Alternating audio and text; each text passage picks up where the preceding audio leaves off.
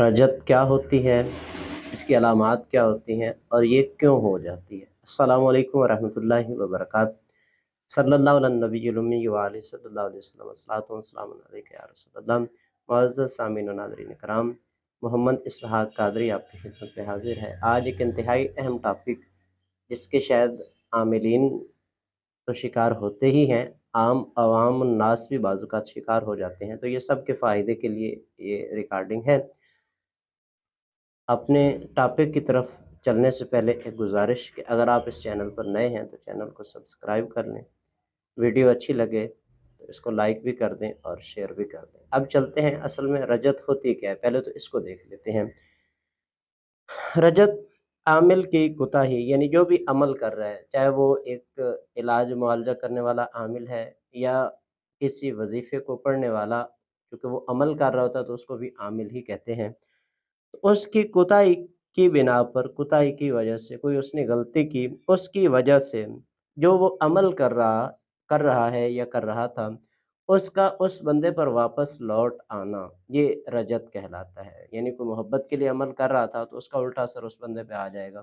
किसी और काम के लिए कर रहा था, अब मैं इसकी तफसीलात अर्ज़ करता हूँ, ये रजत हो क्यों जाती है या इसकी अलामात क्या होती हैं। तो खुलासा ये है मुख्तसरन कि अमल का उल्टा असर जब बंदे पे आ जाए अमल करने वाले पर, तो उसको रजत कहते हैं और वो बंदा रजत का शिकार हो जाता है। अब इसकी अलामात क्या होती हैं? इसमें कुछ अलामात ऐसी हैं जो मुआलिजीन के साथ पेश आती हैं, जो इलाज मुआवजा करते हैं, कुछ ऐसी हैं जो आम बंदे के साथ भी पेश आती हैं। अब अलामात में ये है कि जो रजत का शिकार होता है, उसको मरीज़ों पर दम करने को उसका दिल नहीं करता। उसका दिल नहीं चाहता कि मैं किसी मरीज़ को दम करूँ। इसी तरह वो तन्हाई पसंद हो जाता है, लोगों से बिल्कुल अलग-थलग, किसी के पास बैठना उसको बिल्कुल अच्छा नहीं लगता, वो तन्हाई पसंद हो जाता है। इसी तरह उसके बने-बनाए काम, ऐसे लगता है ये काम हो गया है और होते ही, यानी बिल्कुल आखिरी स्टेप पे होता है और वहाँ पे उसका काम रुक जाता है, काम बिगड़ जाता है, काम रह जाता है। इसी तरह वो बंदा बीमार हो जाता है जो रजत का शिकार होता है, कभी कोई बीमारी, कभी कोई बीमारी, वो बीमारियों का शिकार रहता है। इसी तरह तबीयत में बिल्कुल बेसुकूनी की कैफ़ियत होना, सुकून कहीं भी नहीं मिलता, बंदा बिल्कुल बेसुकून सा रहता है। इसी तरह हाफ़िज़ा बंदे का कमज़ोर हो जाता है, जो रजत का शिकार होता है ना, उसके हाफ़िज़े पर भी असर आता है, उसका हाफ़िज़ा भी कमज़ोर होता है। और इसी तरह सर में दर्द रहने लगता है, जिस बंदे का रजत का जो शिकार होता है उसके सर में दर्द रहता है। मुसलसल कभी थोड़ा ठीक हो गया, कभी फिर शुरू हो गया, इस तरह की अलामत उसके साथ होती है। इसी तरह उसको जमाइयाँ मुसलसल आती रहती हैं, हल्का-हल्का बुखार रहता है, ना बिल्कुल ठीक होता है और ना ज़्यादा बुखार होता है, बस हल्का-हल्का उसके जिस्म में वो रहता ही है मुसलसल। इसी तरह जो रजत का शिकार होता है, उसके लिए अजीब-ओ-गरीब वसवसे आते रहते हैं, उसको वसवसों का वो शिकार रहता है। उसके अमाल नहीं चलते, वो अमल करता है, अमल तो कर लेता है लेकिन उसका कोई फ़ायदा, कोई उसका रिज़ल्ट, कोई नतीजा उसको हासिल नहीं होता। इसी तरह मुस्तकिल सुस्ती का ग़लबा उस बंदे पे रहता है, हमेशा उसकी तबीयत में सुस्ती हो जाती है। इसी तरह दिमाग सुन्न हो जाता है, बाज़ औक़ात रजत का शिकार बंदा पागल भी हो जाता है। इसी तरह चिड़चिड़ेपन का शिकार हो जाता है, तबीयत में छोटी-छोटी बात पे गुस्सा, कोई थोड़ी-सी किसी ने बात की उसको बढ़ा-चढ़ा के पता नहीं वो क्या समझ लेगा। इसी तरह जिस्म पर बोझ-सा महसूस होने लगता है, आँखों से पानी निकलना, तो ये सारी की सारी रजअत की अलामात हैं। अगर ये अलामात हैं, तो यकीनन आपने कहीं कोई गलती की होगी, जिसका आप ख़मियाज़ा रजत की सूरत में भुगत रहे हैं। अब इसकी वजूहात क्या होती हैं? अलामात भी हो गई, रजत होती क्या है? तो इसकी वजूहात का भी पता होना चाहिए कि किन गलतियों की बिना पर चलें, जो नई शिकार आइंदा के लिए वो एहतियात करेंगे। और जो शिकार हैं उनको भी पता चल जाएगा कि अगर हमने ये गलतियाँ की हैं तो ज़ाहिर है हम रजत का शिकार हैं, अगर नहीं की तो फिर ज़ाहिर है दीगर रूहानी मामलात भी हो सकते हैं। ज़रूरी नहीं होता कि ये अलामात जिसमें हैं वो पक्का रजत का शिकार है। हाँ, ये जो वजूहात हैं, अगर इनमें से आपके अंदर कोई वजह है, आपने कोई ऐसी गलती की है, तो उस वजह से ज़ाहिर है फिर रजत का ही आप शिकार हैं। अब इसकी वजूहात क्या होती हैं? पहली वजह, आजकल लोगों को शौक चढ़ा हुआ है, ये मुझे मौक्कल ताबे करना है, मैं मौक्कल पकड़ना चाहता हूँ, काबू करना चाहता हूँ, उसको तस्ख़ीर करना चाहता हूँ, पता नहीं क्या कुछ मार्केट के अंदर बोला जा रहा है। और लोग भी क्या कुछ कहते हैं जी, मौक्कल ले लें, मैं देता हूँ, इतने पैसे दें, ये करें, वो करें, ये सब ड्रामोबाज़ी है। जो बंदा मौक्कल को ताबे करने की नियत से अमल करेगा, یقین کریں کہیں نہ کہیں اس نے پھنس جانا ہے۔ اور اگر اس طرح کا آپ نے کبھی کسی آپ کے ساتھ ہی یا کسی اور نے اس طرح کا کیا ہے اور یہ علامات اس میں ہیں تو وہ پکا رجت کا شکار ہے۔ بڑے بڑے بزرگ ایسے ہیں جن کی 15 20 سال کی ریاضت سے ہیں، وہ فرماتے ہیں کہ ہم نے کبھی بھی موکل تابع کرنے کا عمل کیا ہی نہیں۔ ہاں یہ الگ بات ہے کہ جو روحانی مخلوق ہوتی ہے وہ ہمارے قریب آتی ہے، تسخیر ہو جاتی ہے ان کی، لیکن یہ نہیں ہے کہ جی ہم نے اس نیت سے عمل کرنا ہے۔ اچھا اسی طرح پھر صاحب مجاز، یعنی ایسے فیس بک پہ دیکھا، ایسے سوشل میڈیا پہ دیکھا عمل اور اس کو شروع کر دیا، وہ بندہ اجازت دینے کے قابل ہی نہیں ہے، اس کا سلسلہ متصل ہے ہی نہیں، وہ صاحب مجاز ہے ہی نہیں، اور ہم نے اس کی اجازت سے عمل شروع کر دیا، تو ظاہر ہے جب عمل سلسلہ کا پیچھے سلسلے کی نظر ہی نہیں ہے، سلسلے کی باقاعدہ طور پر اجازت نہیں ہے، تو عمل کا الٹا اثر آئے گا اور بندہ رجت کا شکار ہو جائے گا۔ اسی طرح دوران چلہ پرہیز کا فرمایا جاتا ہے، ترک جمالی جلالی دیگر اس میں ساری چیزیں ہوتی ہیں، تو اگر کوئی بندہ عمل بھی کر رہا ہے اور ساتھ میں پرہیز کا فرمایا گیا اور وہ پرہیز نہیں کر رہا تو وہ ضرور رجت کا شکار ہوگا اور اپنا وہ بیڑا غرق کرے گا۔ اسی طرح ناپاکی اور بدبو سے اجتناب نہ کرنا، نہ تو پاکی کا خیال رکھنا ہے، نہ بدبو سے بچنا ہے، اس طرح کے معاملات والا بندہ جو ہوتا ہے وہ بھی رجت کا شکار ہو جاتا ہے۔ اسی طرح عامل اور عمل میں موافقت نہ ہونا، بعض اوقات کسی کا مزاج آتشی ہے، عمل وہ بادی مزاج کا کر رہا ہے، ہر ایک کے ساتھ تو نہیں ہوتا لیکن بعض دفعہ اس طرح کے اعمال اس بندے کی طبیعت کے ساتھ موافق نہیں ہوتے اور اس وجہ سے بھی وہ رجت کا شکار ہو جاتا ہے۔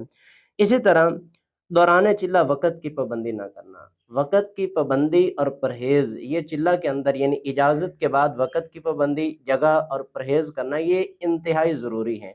اب لوگ پرہیز تو چلے کر رہے ہیں لیکن وقت کی پابندی نہیں، کبھی 9 بجے عمل شروع کر دیا، کبھی 11 بجے شروع کر دیا، کبھی 9 بجے کیا، کبھی 10 بجے شروع کر دیا، تو جو روحانی مخلوق وہاں پہ عمل جب آپ کرتے ہیں تو وہاں پہ وہ مخلوق آتی ہے، جب آپ وہاں پہ موجود نہیں ہوں گے تو ان کو غصہ آئے گا، ظاہر ہے اب آپ کسی کو بلائیں اور آج بلا لیں، روزانہ کو اس کے آنے کا بھی ہو پتہ کہ اس بندے نے آنا ہے اور بندے کی صلاحیت بھی آپ سے زیادہ ہو، اور آپ کبھی اس کو بلائیں 9 بجے، کبھی آپ 10 بجے اس کو آ جائیں کہ جی 10 بجے آ جائیں، یا وہ بندہ آ جائے اور وہ آپ کا انتظار کرتا رہے، تو ظاہر ہے وہ اپنی کارروائی کرے گا، وہ اپنا رد عمل دکھائے گا۔ تو عمل کے وقت کی پابندی کرنا یہ انتہائی ضروری ہے۔ جس وقت آج آپ نے عمل کیا، 11 دن کریں، 21 دن کریں، 40 دن کریں، 3 دن کر رہے ہیں، 7 دن کر رہے ہیں، عمل کی پابندی 9 دن کر رہے ہیں، عمل کی پابندی میں جو ہے نا پرہیز کے ساتھ آپ کے لیے وقت کی پابندی کرنا یہ بھی ضروری ہے۔ ہاں کسی عمل میں وقت کی پابندی، پرہیز کی پابندی نہیں ہے، فرما دیا گیا ہے شیخ کی طرف سے کہ جی پابندی نہیں کرنی، تو وہ الگ بات ہے۔ بالعموم یہی ہے کہ آپ کو ترک جلالی جمالی جو پرہیز مکمل ہے وہ بھی کرنی چاہیے، ساتھ میں وقت کی پابندی کا بھی خیال رکھنا چاہیے۔ اسی طرح جگہ کا میں نے عرض کر دیا کہ جہاں پہلے دن عمل کر رہے ہیں آخری دن تک وہاں پہ عمل کریں، عمل شروع کر لیا تو پھر کچھ بھی ہو جائے عمل نہیں چھوڑنا، پھر عمل پورا کریں۔ ہاں یہ نہ ہو کہ آج آپ ایک کمرے میں کر رہے ہیں، کل دوسرے کمرے میں، پرسوں تیسرے کمرے میں، ترسوں آپ کہیں جا رہے ہیں تو وہاں پہ عمل شروع کر دیں، تو اس طرح کے معاملات کریں گے تو یقیناً رجت کا شکار ہوں گے۔ ہاں شیخ یا استاد صاحب یا جنہوں نے آپ کو اجازت دی جو صاحب مجاز ہیں، وہ اگر آپ کے ساتھ تخصیص فرماتے ہیں، آپ کو اجازت دیتے ہیں، نرمی فرماتے ہیں، تو پھر آپ کے لیے انشاءاللہ اللہ کے فضل و کرم سے پریشانی یا آزمائش نہیں ہوگی۔ اسی طرح روحانی قوت کا ٹوٹ جانا، کمزور ہو جانا۔ دیکھیں روحانی قوت کب ٹوٹتی ہے؟ جب آپ لوگوں کے اندر ڈھنڈورا پیٹتے ہیں کہ جی میں اس چیز کا بھی عامل ہوں، میں اس چیز عمل کا بھی عامل ہوں، میں نے یہ بھی ریاضت کی ہوئی ہے، یہ بھی چلا کیا ہوا، میں وہ بھی کرتا ہوں، وہ بھی کرتا ہوں، تو کیا ہوتا ہے آپ کی جو روحانی طاقت ہوتی ہے، روحانی قوت ہوتی ہے، وہ ٹوٹنا شروع ہو جاتی ہے۔ اسی طرح اعمال کو پوشیدہ رکھنا، اس کی حکمت بھی بیان کی گئی ہے۔ اب مثال کے طور پر آپ اپنے کسی دوست کو ہی، حتیٰ کہ یہاں تک فرماتے ہیں کہ آپ کے گھر والوں میں بھی کسی کو پتہ نہیں ہونا چاہیے کہ آپ نے کون کون سے اعمال کیے ہوئے ہیں۔ جب آپ کے اعمال کا کسی دوسرے بندے کو پتہ چلتا ہے، کسی مخالف کو پتہ چلتا ہے، تو آپ کی روحانی طاقت کمزور ہوتی ہے اور وہ اسی کے مطابق تیاری کر کے آپ پہ حملہ کرنے کی کوشش کرتا ہے۔ لہٰذا اپنے اعمال پوشیدہ رکھنے چاہیے، یہاں تک کہ آپ کی بیوی کو بھی نہیں پتہ ہونا چاہیے کہ یہ کون سا چلہ کر رہے ہیں اور انہوں نے کتنے چلے کیے ہوئے ہیں، اتنا اس کو پوشیدہ رکھنے کا حکم ہے۔ بلکہ یہاں تک فرمایا کہ آپ کے استاد صاحب کے جو دوسرے شاگرد ہیں ان کے ساتھ بھی آپ کو یہ نہیں شیئر کرنا چاہیے کہ میں نے یہ چلہ جات کیے ہوئے ہیں، صرف آپ کا اور آپ کے شیخ کا اور اللہ رب العالمین کا، اللہ کے پیارے حبیب صلی اللہ علیہ وسلم کا معاملہ یہ ہونا چاہیے۔ اس حد تک اعمال کو پوشیدہ رکھنے کا معاملہ ہے۔ آپ عمل کو بتانا شروع کر دیں گے، میں اس کا چلہ کیا، اس کا کیا، اس کا کیا، نتیجہ کیا ہوگا؟ آپ کی روحانی طاقت، عمل کی جو طاقت ہے وہ کمزور ہونا شروع ہو جائے گی اور آخر کار آپ رجت کا شکار ہو جائیں گے۔ تو یہ ساری اس کی وجوہات ہیں اور اس کی علامات بھی میں نے عرض کر دی، رجت کیا ہوتی ہے وہ بھی میں نے عرض کر دیا۔ اب اس کا علاج بھی آپ ادھر ادھر سے دیکھ کے کریں گے تو ہو سکتا ہے آپ پہلے سے بھی زیادہ کسی مشکل کا شکار ہو جائیں۔ بہتر یہی ہے کہ کسی صاحب مجاز، کسی سلسلہ والے بزرگ سے آپ اجازت لیں، وہ آپ کو جو طریقہ علاج رجت کا فرمائیں اس کے مطابق آپ عمل کریں، انشاءاللہ رجت سے نجات ملے گی۔ بعض اوقات ایسا ہوتا ہے ہمیں بندہ پھر ملتا ہی نہیں ہے ایسا جو ہمیں رجت کے علاج کی صحیح سے رہنمائی کر سکے، تو ہم پہلے سے ہی مشکل میں پھنستے چلے جاتے ہیں اور ساری زندگی رجت کا شکار ہو کے اپنا بیڑا غرق کر کے اپنی زندگی کو تباہ کر دیتے ہیں۔ جو وجوہات ہیں ان سے بہرحال بچنا چاہیے جو میں نے عرض کی ہیں۔ اس کے علاوہ ظاہر ہے کسی صاحب سلسلہ سے جو وہ عمل فرمائے اس پہ ہی عمل کریں۔